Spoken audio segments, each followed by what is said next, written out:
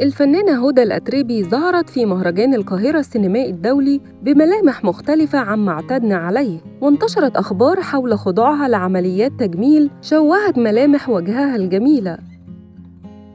وحسمت النجمة هدى الأتربي الجدل حول ما أثير مؤخراً على صفحات السوشيال ميديا، وردت هدى على الشائعات بطريقتها الخاصة، ونشرت على حسابها الرسمي على إنستجرام صوراً جديدة ظهرت فيها بدون مكياج، وأبرزت ملامحها الطبيعية لتؤكد أن ظهورها المختلف في حفل افتتاح المهرجان كان سبب المكياج. وتفاعل عدد كبير من الجمهور مع الصور، مؤكدين اعتزازهم بها وبجمالها الطبيعي.